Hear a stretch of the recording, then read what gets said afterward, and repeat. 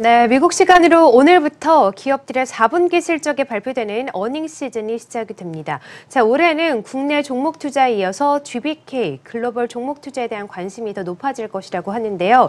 이 글로벌 우량 기업과 국수적인 비우량 기업들 간의 편차가 더 커지기 때문이 아닐까 싶습니다. 이런 가운데 미국의 리서치 회사 CB인사이트가 향후 10년간 보유했을 때 최고의 주식은 무엇인가에 대한 조사 결과를 발표했는데요. 오늘은 이 이야기를 나눠보도록 하겠습니다. 한국경제신문의 한상춘 논설위원 나오셨습니다. 안녕하세요. 네, 안녕하십니까? 네, 반갑습니다.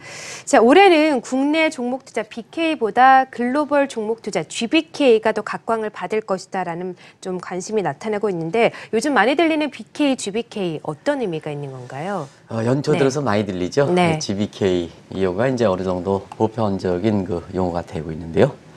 우리가 국내 그 종목 투자를 보통 약자로 BK라 하는데 BK는 뭐 시청자 여러분들 잘 아시겠습니다.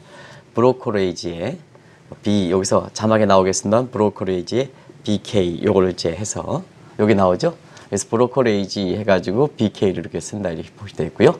여기에 GBK는 뭐 별 뜻은 아닙니다. 요거 이제 해를 높여서 글로벌이 앞에 넣어 있는 거죠. 그래서 GBK다 이렇게 보시면 되겠습니다. 한마디로 국내 그 종목 투자는 BK, 그 다음에 해외 종목 투자는 GBK다 이렇게 보게 됐습니다. 그럼 왜 이렇게 이것이 필요하냐면 지금은 이제 세계가 하나의 시장이 되고 있지 않습니까? 그래서 이미 온라인화된 부분 또 모바일은 전 세계가 레벨 평평한 트레이닝 활동할 수 있는 필드가 됐다, 운동장이 됐다 해서 레벨 트레이닝 필드가 완전히 됐다는 것은 아마 시청자분께서도 굉장히 피부적으로 와닿는 환경이 지금 뭐 예를 들어서 보스턴에 있는 쪽에 코스트코에서 딱 물건을 이렇게 신청하면 3살 만에 집에 도착하는 이런 쪽이기 때문에 완전 실감하지 않겠냐 생각하고요. 오프라인 상에서도 지금 그동안 그 세계 각국들의 제도가 좀 다르거든요. 무역 제도든 투자 제도든 자본과 관련된 제도든 증시와 관련된 제도가 전부 다랐는데요.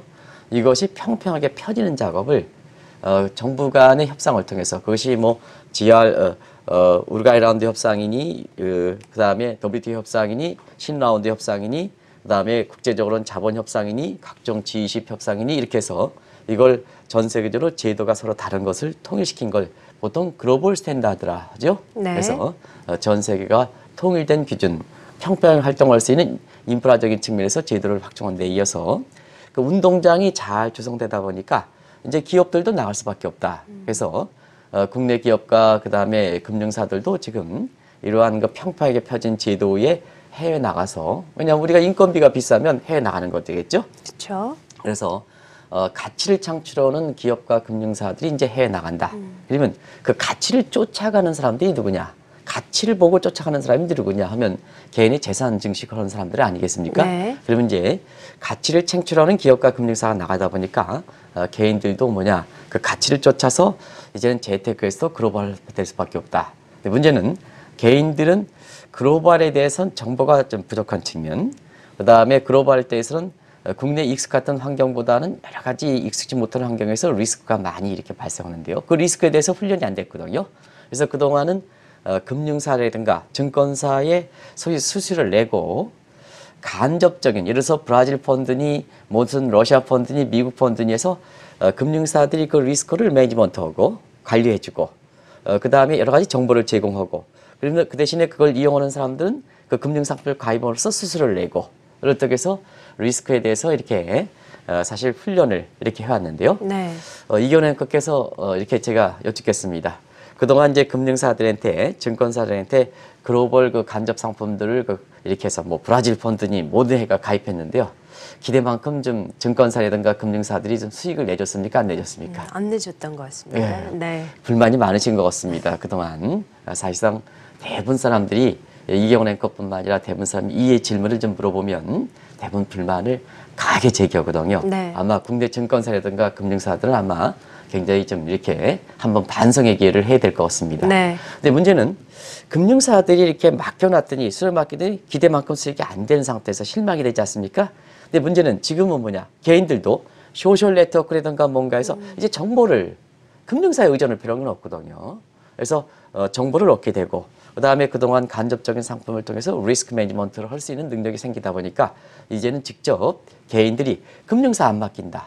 간접 상품 아낌입니다. 직접적으로 내가 종목을 고른다 해서 국내에서 오면 삼성전자 고른 거 마찬가지로 해외 나가서는 애플이라든가 뭔가 이렇게 해서 직접 고른다. 그래서 내가 직접 투자한다. 이게 바로 이러한 그 추세가 되다 보니까 이제 개인들도 해외 종목 투자, 어렵다고 하는 해외 종목 투자에 관심이 되는 상태에서 그 국내 종목 투자의 BK에서 해외 종목 투자의 GBK가 지금 개인의 재테크에서 보면 평균 이상의 수익이 될 때는 반드시 이것을 해야 된다 해서 필연적 추세가 되고 있다 이렇게 보겠습니다. 네. 자, 그런데 말씀을 해주신 것처럼 개인이 이렇게 해외에 직접 투자를 한다는 것이 말이 쉽지 상당히 어렵지 않습니까? 어렵죠. 네. 사실 그래서 이제 더 그렇죠. 필요하더라도 네. 이것이 이제 한국경제TV라든가 이런 방송을 통해서 추세기 때문에 또 어렵기 때문에 이런 그 방송을 좀 해서 정보를 많이 이렇게 시청자분한테 드려야 될 거로 이렇게 보이는데요. BK, 국내 종목 투자. 이겨내까 여쭙겠습니다. 국내 종목 투자 어렵습니까? 안 어렵습니까? 어렵죠. 어렵죠. 네. 예, 어렵죠. 여기 나오는 전문가 분들이 종목 추천하지만 그 종목이 하루 이틀 간다 하더라도 추세적으로 내 돈 버느냐 하면 그렇죠? 그렇지 네. 못하지 않습니까? 네. 그런 상태에서 국내 종목 투자 쉽지 않은데요. 해외 종목 투자는 추세이긴 하지만 국내 종목 투자보다는 더 어렵죠. 왜 그러냐? 일단은 정보 취득이 어렵다. 그렇죠. 또 사용 언어가 한국은 BK는 한국어인데 영어들 잘 하시겠습니다는 현지어기 때문에 상당히 어렵다. 그 다음에 세제 문제에도 한국 거들은 아직까지 주식의 양도 차익에 대해서 물론 정부가 좀 방침을 갖고 있습니다는 해외에 이렇게 그 주식에서 양도 차익에 대한 세제가 문제가 있고 특히 결정적인 것은 해외 투자 같은 경우는 환율 문제가 개재되죠. 그리고 해외 같은 경우에는 정보가 이렇게 하다 보니까 국내에서는 경쟁이 심한 상태에서 수수료라든가 뭔가 이런 거 거래세라든가 수수료라든가 이게 거의 없는 상태에서 해외는 수수료가 높거든요. 네. 이런 측면에서 해외 종목 투자 GBK는 상당히 어렵다. 한데요. 사실상 왜 이렇게 어려운 GBK를 가야 되느냐 하는 측면에서 두 가지입니다. 하나는 지금은 세계가 완전히 하나가 되고 있거든요. 세계가 완전히 하는 상태에서 기업 간의 편차는 더 심해지겠습니까? 안 심해지겠습니까? 더 심해지고 있는 네, 상태이죠. 그렇죠. 예. 그리고 해외 글로벌 되는 업종일수록 지금 세계 경제를 이끌어간다는 얘기입니다. 예를 들어서 어제 실적 발표가 했던 삼성전자 어떤 기업이냐 하면 사실 애플에 이어서 사실 그 세계 50조 이렇게 이익을 달성하는 유일한 그 기업 아닙니까? 네. 이런 기업들이 계속해서 성장하기 위해서는 그만큼 기업들이 자체 판단에 의해서 리스크를이라든가 환경 판단에서 지속적인 성장 기반을 마련해서 투자를 줘야 되거든요. 근데 그러려면 최고 책임자들의 판단력이 굉장히 인사이트한 판단력이 중요하다는 얘기입니다. 그런 각도에서 보면 한국에서 보면 여러 가지 좀 생각하게 할 대목이 좀 있지 않겠느냐 생각하는데요. 지금은 기업들이 지속적으로 투자해서 우량 기업은 더 우량이 되고 비우량 기업은 더 격차가 벌어지는 이런 환경이거든요. 또 한 가지는 국내 종목 투자 보면 이제는 삼성전자, 그다음에 SK하이닉스 그리고 코스닥 같은 경우에는 셀트리온, 삼성바이오로직스 이렇게 해서 지금 여기에 집중적으로 투자해 왔습니다는 이게 가격이 높지 않습니까? 가격이 높으니까 더 이상 선택할 수 있는 범위가 상당히 제한되는 거죠. 네. 그러다 보니까 국내에서 밀어내는 요인이 있다는 게 해외 종목 투자에 밀어내는 요인이 있다는 얘기입니다. 그런 각도에서 대세다. 어렵지만 대세다. 대외적으로 글로벌 환경, 그 다음에 국내에서는 종목 투자할 때 이제 선택할 수 있는 범위가 상당히 제약돼 있다. 그런 측면에서 내일 발표되는 정부의 코스닥 육성 대책이 굉장히 중요한 그 사항이거든요. 네. 우리 한국경제TV를 통해서 그동안 누출해서 강조해 드렸습니다. 빨리 나와야 된다 하는 말씀입니다. 어제인지 내일 좀 종합적으로 발표될 거로 이렇게 봅니다. 그런 측면에서 최종구 위원장이라든가 이런 분들이 굉장히 이런 측면은 잘해왔다는 것을 한국경제TV를 통해서 계속해서 말씀드리는데요. 그 집대성한 것이 내일 발표된다. 어떤 내용이냐? 개괄적으로 나오겠습니다는 내일 아침 방송을 통해서 시청자분이 굉장히 관심이 있으니까 종합적으로 좀 말씀드리도록 하겠습니다. 어찌됐든 어려운데도 가야 된다. 그러면 어려운데 가야 된다면 그러면 어떻게 해야 되는 거냐 하면 보통 그렇거든요. 사람에 있어 보면 어려우면 어려운 걸 택하면 실패하게 됩니다. 그러면 어려울수록 가장 중요한 것이 기본에 충실하는 겁니다. 상식에 의존하는 겁니다. 균형감을 유지하는 겁니다. 이런 거거든요. 그런 각도에서 어려울수록 GBK는 가는 추세이기 때문에 기본에 충실하고 상식에 의존해야 된다. 이렇게 이제 보시면 되겠습니다. 네. 자, 방금 이 GBK를 할 경우에 기본에 충실하고 상식에 의존하라고 말씀해 주셨는데 잘 와닿지 않거든요. 어떤 의미가 있는 겁니까? 우리가 보면 이제 국내 증시든 해외 증시든 자본주의가 가장 생리를 반영하는 것이 증시 아니겠습니까? 그렇죠. 그런 측면에서 보면 자, 가치를 창출. 우리가 보면 펄이라든가 이런 거 볼 때는 밸류 부분이 있고 가치를 창출하는 기업 부분이 있고 프라이스, 시장의 수급에 의해서 결정되는 프라이스 부분에 이 사주는 이렇게 소비자에 의해서 금융 소비자에 의해서 그 주식 투자자에 의해서 결정하거든요. 그런 측면을 보겠습니다. 일단 가치를 창출하는 주식을 공급하는 사람 입장에서 공급자 입장에서 보면 자, 전 세계가 우량과 비율한 기업, 그다음에 한국으로 얘기하면 대기업과 중소기업 간의 격차가 보면 자, 각 정권마다 우리뿐만 아니라 다른 국가에서 보면 민주주의에서 1인 1표주의이기 때문에 중소기업을 이한다, 비율형 기업을 이한다 하더라도 또 그와 같은 육성 대책이 나온다 하더라도 사실 시간이 가면 갈수록 자본주의는 경쟁 원리가 좌우되기 때문에 우량 기업일수록 더 우량되고 그다음에 비율형 기업일수록 더 비유량이 되는 이런 격차가 확대되는 것이 자본주의의 지금 생리거든요. 또 한 가지는 주식을 사주는 프라이스 결정을 해주는 이러한 그 소득자 보겠습니다. 소득자 보면 자, 아무리 정책 단계에서 저소득층을 위하고 고소득층을 비저한다 한데도 자, 우리뿐만 아니라 전 세계적으로 보면 고소득자는 더 많이 소득을 얻게 되고 그다음에 저소득자는 거기에 쫓아가지 못하는 이래서 고소득 간의 저소득 간의 격차가 더 벌어지는 상황이거든요. 그러면 두 개를 같이 컨비네이션 수학에서 조합을 한번 보겠습니다. 그러면 지금 상태에서 보면 GBK라든가 이런 거 할 때 가장 좋은 매트릭스는 뭐냐면 최상의 매트릭스는 밸류를 창출하는 초우량 기업을 가장 소득이 높은 사람이 선호하는 이런 기업의 주식이 가장 이렇게 GBK에 적합한 종이라고 해야 되겠죠? 근데요, 사실상 그렇습니다. 우리가 보면 종목 추천에서 이 한국경제TV에서 종목 추천을 하는데요. 제가 이제 여쭙겠습니다. 자, 이렇게 보면 우리가 월로 뭐 50만 원, 100만 원 수수료를 받고 종목 추천해 주는 분이 있습니다. 보면요. 사실 이분들이 다들 뭐 훌륭하다고 보지는 않습니다. 근데 자, 이러한 선택 기준을 본다면 한국에서 보면 삼성전자를 추천해야 되거든요. 네. 근데 이경원 앵커가 나한테 50만 원을 보고 종목 추천을 받는 사람이다. 근데 삼성전자는 이경원 앵커도 잘 알지 않습니까? 그렇죠. 예. 그럼 내가 수수료를 50만 원 받고 삼성전자를 추천했다 보면 이경원 앵커 입장에선 야, 나도 아는 업종을 추천하느냐? 50만 원 나한테 준 게 아깝습니까? 안 아깝습니까? 아깝죠. 아깝죠. 네. 그래서 근데요. 사실 그러다 보니까 일부 그 종목 추천하는 사람들이 어떠냐 하면 이상하게도 어디서 듣지도 보지 못한 업종들을 선택한단 말이에요. 그러다 보니까 뭐냐?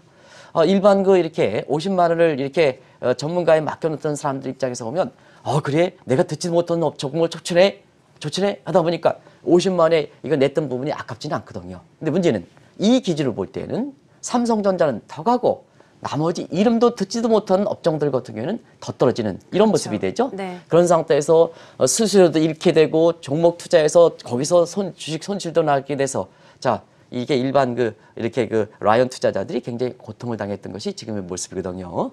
그런 것 같아서 볼 때는 자, 자본주의는 GBK는 모든 종목은 자본주의의 가장 상식에 의존하라 하는 얘기가 사실 어려울수록 GBK의 가장 핵심적인 기술이다 이렇게 볼 때 있습니다. 여기에 지금은 라이프 사이클이 이렇게 짧기 때문에 기업의 흥망성쇠가 작거든요. 아무리 종목 투자가 이런 쪽으로 선택한다 하더라도 흥망성쇠에서 기업이 지속 가능하게 투자하지 못하고 기업이 짧게 이렇게 금방 없어지게 될 때는 투자자들이 굉장히 재산을 날릴 가능성이 있거든요. 그런 측면에서는 여기에 제라미 시겔 업종이라 해서 자, 우리가 보면 지금은 그렇습니다. 뭐 테마주, 인기주, 무슨주 이렇게 해서 얘기하는데요. 그 인기주, 테마주가 외형은 좋지만 사실 시간이 가면 할수록 걔네 재테크 입장에서는 그렇게 성공을 거두지 못하거든요. 가장 좋은 게 뭐냐? 예를 들어서 롯데칠성, SK, 뭐 예전에 텔레콤이라든가 뭐 이런 쪽에 가서 또 신세계라든가 뭔가 해서 기업의 인간과 가치에서 기업의 지속 가능한 기업의 역사가 긴 업종들이 결국은 성공하게 되거든요. 네. 이게 인간을 대상으로 하는 업종이다 해서 인기주, 주도주 자꾸 그런 쪽 추천하는데요. 그런 건 그로스 트랩, 성장의 함정, 인기주의 함정에 걸린다. 그래서 별로 재테크에선 돈 되지 않는다. 그러면 기업이 오랫동안 하는데 기업은 사람을 대상으로 한다. 그럼 사람을 존중하는 기업들의 종목을 추천하는 것이 바로 제라미 스의 그로스 트랩에서 했던 거거든요. 그래서 기업이 지속 가능한 성장을 하는 측면에서 보면 지속 가능한 측면에서 인간을 대상으로 하기 때문에 그런 업종들을 함께 플러스 하면 사실 어려운 GBK에서 업종이 보인다 이렇게 보이겠습니다. 네. 자, 그러면 고소득층이 선호하는 우량 주식 기업이라면 구체적으로 어떤 종목들이 있는 건가요? 결국 네. 국내 국내 BK와 글로벌 종목 투자는 차별화가 없다는 얘기입니다. 국내 종목 투자에서는 시청자 여러분 뭐를 선택하셨습니까? 결국 코스피에서는 시장에서는 삼성전자를 선택했고 그다음에 코스닥에서는 셀트리온을 선택했지 않습니까? 그런 측면에서 GBK란 어렵게 생각하는 게 아니라 상식과 기본에 충실하다면 결과적으로 국가별로 삼성전자를 선택하라는 얘기다. 사라는 얘기다. 이렇게 보시면 되겠습니다. 자, 그러면 시청자분과 제가 미개 삼성전자는 뭘까? 한번 보겠습니다. 이겨놓고 미개 삼성전자는 뭡니까? 결과적으로 보면 뭐 GBK 관련돼서 전문가들이 종목 추천 필요 없습니다. 상식에 들어오면 미개 삼성전자는 뭐냐? 결국 다 나오죠. 아마존, 애플, 구글, 알파벳 이렇게 나오겠죠. 네. 뭐 특별히 뭐 이와 관련된 차트 분석, 재무제표 필요 없습니다. 이는 주식은 가장 어려울수록 상식에 의존하고 기본에 해야 되거든요. 그러면 이제 중국을 보겠습니다. G2 국가에서 중국을 보겠습니다. 중개 삼성전자 뭡니까 시청자 여러분? 그러면 시청자 여러분도 증권사에서 GBK 관련된 종목 추천하는 사람 필요 없습니다. 중개 삼성전자 하면 알리바바, 바이두, 텐센트 이게 바로 나오죠. 그죠? 이렇게 해서 각 GBK라는 것은 각국의 가장 핵심적인 기업에 해당되는 이런 업종들이 바로 뭐냐? GBK 선택 업종이다 이렇게 보겠습니다. 문제는 그렇습니다. 자, 이러다 보니까 우리가 GBK가 생소하다 보니까 GBK에서 보면 1월 달에 종목 추천 10개, 2월 달에 종목 추천 10개 이렇게 다 보면 6개월이 지나면요. 한 60개 업종이 이제 추천됩니다. 그럼 이제 이겨낸 국회에서 1월 달에 10개 추천은 그래도 괜찮았었는데 2월 달까지 딱 보면 60개 업종이 추천했단 말이에요. 그러면 뭐냐? 사실상 일반 그 금융 소비자 투자자 입장에서는 야 모두가 60개 업종 추천한 업종이 60개인데요. 뭐를 선택하라는 그러니까 또 이게 해체해서 곧되는 거거든요. 그렇죠. 네. 근데요, 제가 개인적으로 아침부터 이렇게 이런 예를 들어서 죄송한데요. 우리가 보면 이 여성 이렇게 이 여자 입장에서 이제 뭐있어 여자 입장에서 경쟁력이 굉장히 센 사람 입장에서는 남성의 이렇게 바라보는 사람들이 많지 않겠습니까? 그러면 이제 그 후보 자리에서 뭐 예를 들어서 이경원 앵커라든가 이런 아주 이렇게 굉장히 이렇게 모든 면에서 갖춰져 있는 사람들이 남성이 주변에 있는 사람들한테 이 사람 저 사람 저 사람 저 사람 저 사람은 나중에 결혼을 선택할 가능성이 굉장히 적은 거야 되거든요. 근데요, 이렇게 훌륭하신 이경원 앵커 모든 면에 갇혀 있는 상태에서 많은 후보자 중에서 그 중에서 한 사람만 선택해서 하면 사실 뭐냐? 남자 입장에서는 이경원 앵커가 이렇게 모든 면에 갇혀 있는 사람이 나를 선택해서 하면 어떠냐 하면 이경원 앵커가 더 훌륭하게 보인다는 얘기거든요. 그래서 뭐든지 기업 입장에서 보면 또 모든 인간사에서 보면 선택 범위가 많으면 많을수록 이거하고 저거 집적 하다 보면 결국 기업은 실패하게 되거든요. 그런 측면에서 보면 유망업종이 60개 업종이라 이렇게 추천하는 것은 잘못됐다. 그래서 해외 종목 투자라는 것은 범위가 많으면 많을수록 선택과 집중을 해야 된다. 이렇게 보시면 되겠습니다. 예를 들어서 자 우리가 보면 포트폴리오를 강구해라 해서 이경원 앵커가 오늘 이경원 앵커 얘기를 많이 해요. 근데요.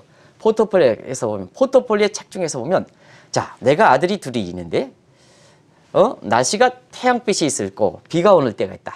그러면 비가 올 때는 아들에서 보면 우산 장사를 하고 그 다음에 햇빛이 땡땡 빌 때는 아이스크림 장사를 해라. 이것이 뭐냐 포트폴리오에 가장 많이 드는 거거든요. 네. 근데 그 포트폴리오는 잘못되어 있는 겁니다. 왜냐하면 이것도 대비하고 저것도 대비하면 결국 재테크는 궁극적으로 수익이 나야 되는데요. 어떠냐면 더 이거 대비하고 저것 대비하다 보면 선택이 없다는 얘기거든요. 선택이 없다 보니까 수익률은 결과적으로 보면 이렇게 떨어지게 되는 배경이거든요. 예를 들어서 제가 한번 어떤 분한테 제 개인적인 많지 않습니다는 좀 모든 걸 신뢰하고 맡겨놨습니다. 그러다 보니까 포트폴리오 광고한다 그래서 안정자산과 위험資産해서 펀드를 한 30개 업종을 가입해놨더라고요.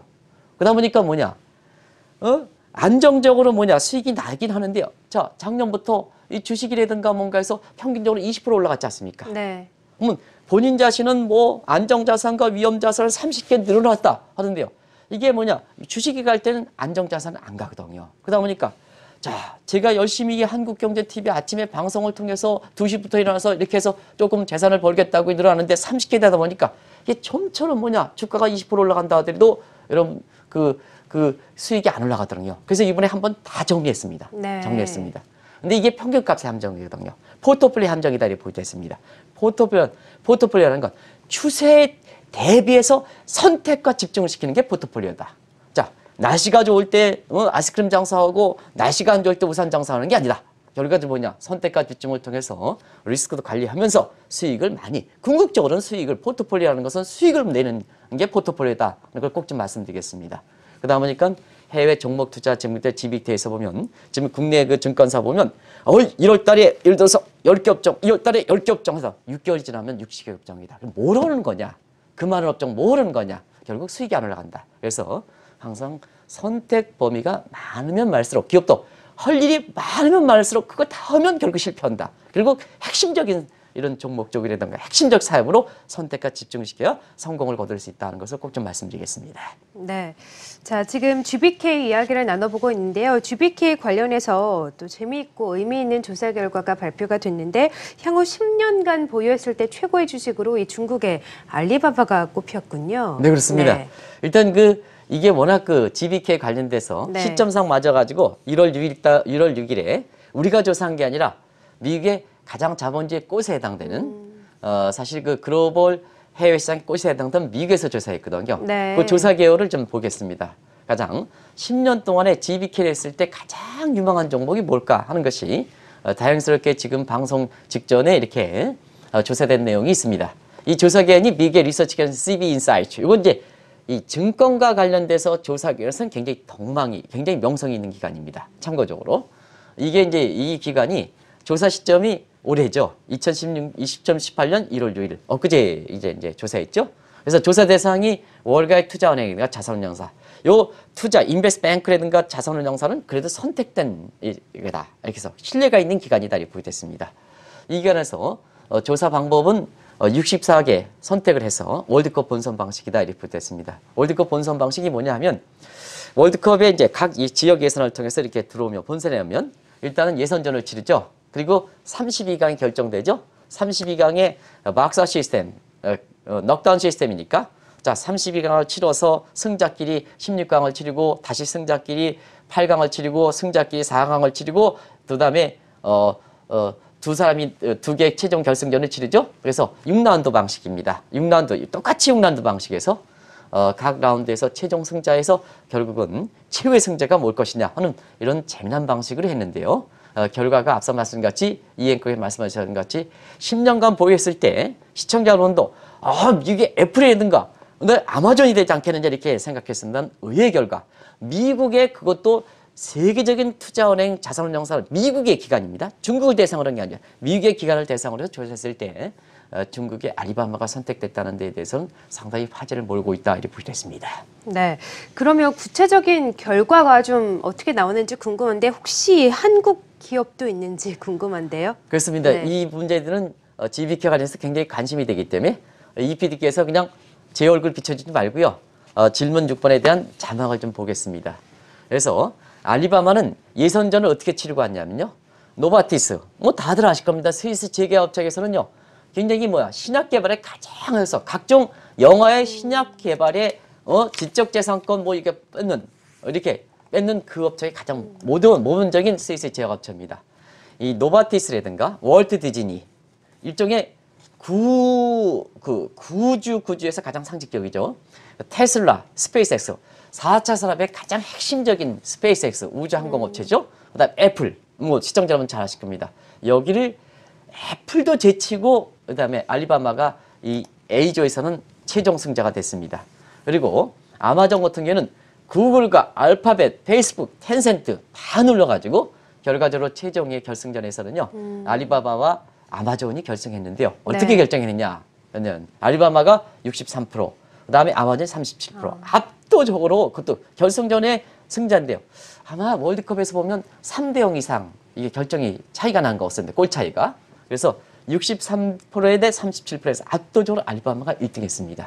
그래서 10년간 주식할 가장 명품. 이게 코스피의 개라 가리는 뜻으로 이렇게 하는데요. 이 코스피의 개적으로 10년간 보유했을 때 가장 이렇게 하는 게 알리바바다 이렇게 해서 의회 결과가 나왔다 이렇게 보여졌고요. 우리와 관련된 삼성전자죠. 삼성전자가 이제 이번에 64개 업체 중에서 유일하게 들어갔는데요. 1차는 영국의 머진 그룹을 제쳤습니다. 근데 2차전에서는 미국의 넷플릭스 업체에 패배를 했죠. 그래서 3차전도 2차전, 3차전도 진출하지 못하는 상황이다 이렇게 보여졌고요. 그 다음에 써니라든가 도요타, 닌텐도 일본 기업들이 있었습니다. 다행히 이제 일본 기업들은 뭐냐 우리보다는 많이 64개 업체에 들어갔었거든요. 그만큼 선행성이 있기 때문에 그렇다 이렇게 보여졌습니다. 뭐 시청자 여러분 일본 기업도 하나같이 탄탄하죠. 자 전자업체 써니 상징이죠. 도요타 자동차 상징이죠. 닌텐도 게임의 상징이죠. 이런 업체인데요.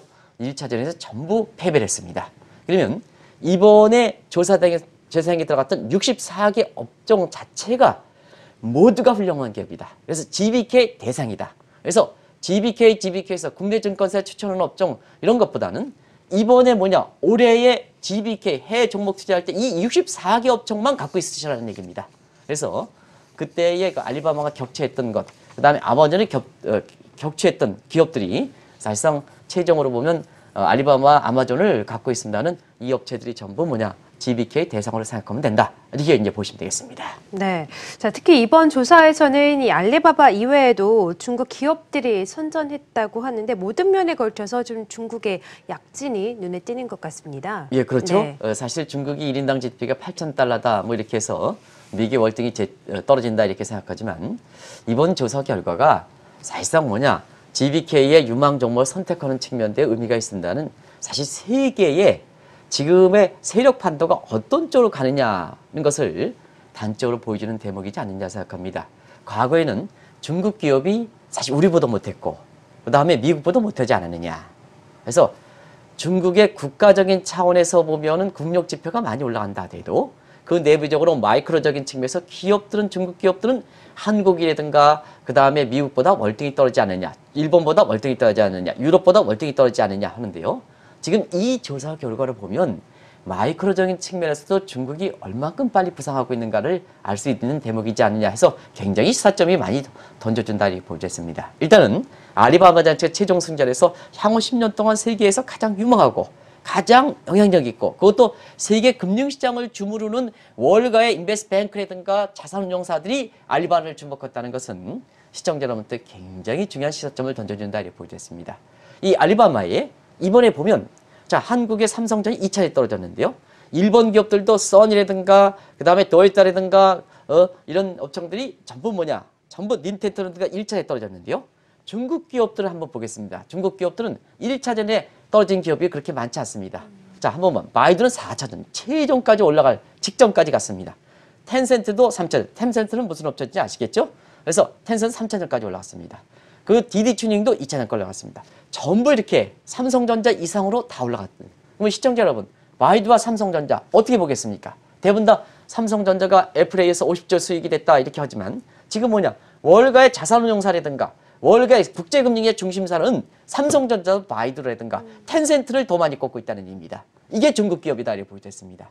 그러면 이러한 마이크로적인 기업적 측면에서 시청자 여러분께 이해를 돕기 위해서 자 그동안 매크로 사이드에서 중국의 위상을 제가 이렇게 말씀드린 적이 있죠. 자 매크로 사이드 수출은 6년 전에 독일을 제쳤죠. 독일을 제쳐서 지금 제1의 수출국이 된 거고 외환보유고도 어떤 분 3조 달러 붕괴한다 중국의 위기 나온다 한때 그때 한국 유튜브를 통해서 3조 달러 붕괴하는 게 의미가 없다. 오히려 외환보유가 증가한다는데 지금 다시 외환보유가 증가했습니다. 3조 1천억 달러에서 지금 세계 전체 외환보유가 IMF 추정으로 보면 지금 한 전체 세계 외환보유가 110조 정도 되는데요. 이 중에 30%를 갖고 있는 게 중국이다. 시가총액은 미국에 의해서 일본 제치고 2위다. 언제? 2014년 12월 이후부터 이런 문제거든요. 그래서 지금은 매크로 사이드의 중국의 위상뿐만 아니라 마이크로 사이드에서 중국 기업들이 세계를 지배할 만큼 그렇다. 그러면 유일하게 남아있는 게 뭐냐? 부정부패 같은 소프트웨어의 중국 위상이 갖춰지지 못한 측면이다. 그래서 18기 당대를 통해서 덩샤오펑 반열에 올라갔던 이 시진핑이 얼만큼 무서운 사람이냐면 자 중국이 세계적으로 보면 위상을 갖춰가는데 가장 문제가 되는 것이 결국 중국 내부의 부정부패 문제지 않느냐. 그래서 결국 질적 성장을 신장보다의 성장을 위해서 부정부패를 척결하는데 최우선 수준의 목표를 두는 거거든요. 이게 중국이다. 이 시진핑이다. 시진핑 국가주석이다. 이렇게 보여져 있습니다. 그래서 지금의 세계 경제 입장에서 보면 빠르게 중국 중심으로 재편된다는 것이 속속 전체 큰 거에서 지금 기업까지 들어가고 있다. 이런 것을 보여주는 대목이 아닌가 생각합니다. 네, 말씀을 해주신 것처럼 이 높아진 중국의 경제 위상에 맞춰서 시진핑 정부도 집권 2기를 맞아서 새 확장에 굉장히 많은 노력을 기울이고 있지 않습니까? 그렇습니다. 예. 그것이 이제 우리 이 다보스 포럼이 이달 말에 열리는데요. 네. 작년 다보스 포럼에 트럼프가 국익주의 보호주의를 강조하다 보니까 자, 미국이 그동안 2차 세계대전에 자유무역지대 자유무역지대에서 가트라든가 더비트라든가 누자를 제외해서 이익을 누렸거든요. 근데 트럼프가 느닷없이 보호주의를 하다 보니까 그거의 자리를 깨쳤던 것이 중국이고 시진핑 국가주석입니다. 그래서 사실상 자유무역지에 지향했던 미국에 이렇게 지향했던 사람들이 자꾸 트럼프의 보호주의를 강조하는 상태에서 이렇게 외톨이가 되다 보니까 그걸 끌어안으기 위해서 작년 1년 전에 다보스 포럼에서는 이례적으로 시진핑 국가주석이 여기에 참여해서 자유무역의 기수가 된다. 중국에서 자유무역의 기수가 된다는 것은 사실 아이러니컬 현상 아니겠습니까? 네. 그러다 보니까 지금은 중국의 모든 것이 뺏기고 기업조차도 미국 기업이 이렇게 뺏기는 이런 상황이 되다 보니까 트럼프가 뭐냐? 올해 다보스 포럼에서는요. 화들짝 놀라서 다보스 포럼에 참여한다는 거 아니겠습니까? 그래서 올해 그 다보스 포럼에서 트럼프 대통령이 참여하는데 그 내용은 다시 한번 한국경제TV를 통해서 전해드리겠습니다는 사실 지금이 중국의 세계 확장이 얼마큼 빠른가 하는 것을 단적으로 보여주는 대목들이 아닌가 생각됩니다. 네, 알겠습니다. 자, 오늘은요, 올해 각광받고 있는 글로벌 종목 투자 그리고 향후 10년간 보유했을 때 최고의 주식은 무엇인가 이 주제로 이야기를 나눠봤습니다. 한국경제신문의 한상준 논설위원과 함께했습니다. 고맙습니다. 네, 고맙습니다.